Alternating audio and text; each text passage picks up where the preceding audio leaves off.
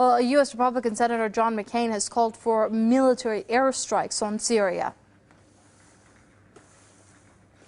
Providing military assistance to the Free Syrian Army and other opposition groups is necessary, but at this late hour, that alone will not be sufficient.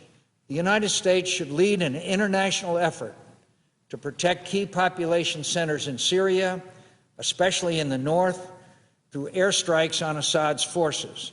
To be clear, this will require the United States to suppress enemy air defenses in at least part of the country. Well, McCain says there is need to establish safe havens for opponents of President Bashar al-Assad. He said it is only then that opposition forces can organize and plan their military activities against Damascus.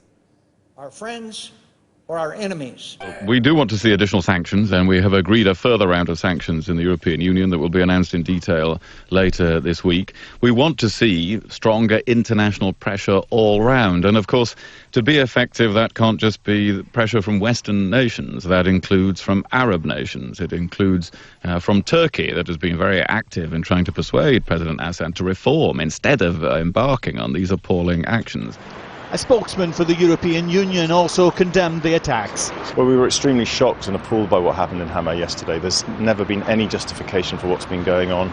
You cannot justify attacking civilians who are exercising their right to democratic protest. You just can't send in the tanks and attack them like that. We do not supply any offensive weapons. We are talking only about defensive weapons. When there is massive support of the opposition with weapons, to leave the Syrian government without the means to defend itself would also probably not be right. The United States is also going beyond humanitarian aid and providing support to the civilian opposition, including communications equipment that will help activists organize, evade attacks by the regime, and connect to the outside world.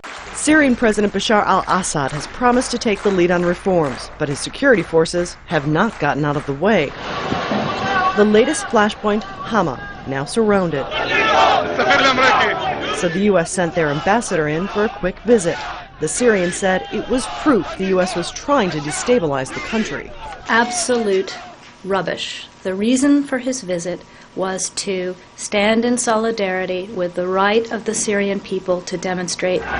They need to condemn his actions. They need to do that at the UN level. They need to levy more sanctions against the government. And they also need to levy sanctions against businesses in Syria to hurt them economically. Syria has been targeted by U.S. sanctions for the last 7 years. Some close to the administration say that means there isn't much the U.S. can do beyond what it's already done. The nature of our ties with Syria are such that there is nothing the United States can do that's decisive. But you have a concerted effort by forces outside of Syria to topple that regime. I think it's a combination of the United States, Saudi Arabia, and Israel. They see in Assad, ultimately, his an alliance with Iran. Iran, to them, is the big problem. They see the spread of Iran in traditionally the Arab world. And Iran has scored heavily, not only in Iraq, but also in Lebanon, and Iran has made it very clear that it's going to support Assad. There's a lot more at stake with Syria. Given Iran's relationship, we've looked upon Bahrain, for example, as basically a proxy war between Saudi Arabia and Iran. And I think you might say the same thing is actually occurring right now in Syria, but no one's going to say that openly. All closely attached to the Muslim Brotherhood abroad, even they had so-called human rights groups that no one knew of, but became far more important than all the established international human rights groups. The so-called human rights group I talk about is the so-called Human Rights Observatory based in London. It became from the beginning the only source that media in the West used. Rarely they had something from the established owns, but always not confirmed.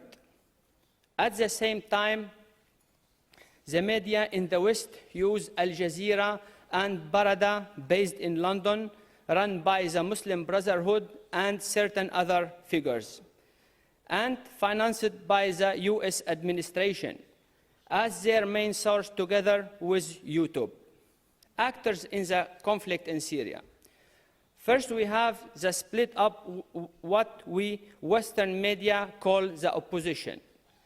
The real opposition, non-violent, two armed groups, violent, include many Al-Qaeda fighters. Third, so-called exiles. There is only one opposition. It is based in Syria. It has nothing to do with the so-called revolution. The opposition has condemned the foreign actors. The government and the opposition are having constructive dialogues about the reforms. The referendum next week is one of their results. The media in the West also doesn't listen to them. Then we have the armed groups in the border cities next to Lebanon, Homs, and Turkey. In these groups, we see mostly foreign fighters from, for example, extremists such as Al-Qaeda and French and British forces, and other nationalities with a high percentage from Turkey, Lebanon, Saudi Arabia, and Libya.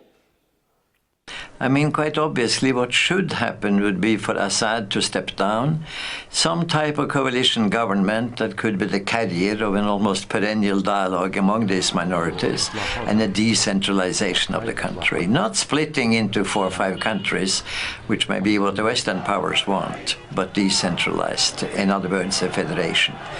Keeping Syria together, but not as a unitary state. Now, the UN resolution is in that direction, but I think, well, I don't know whether the incentives are good enough.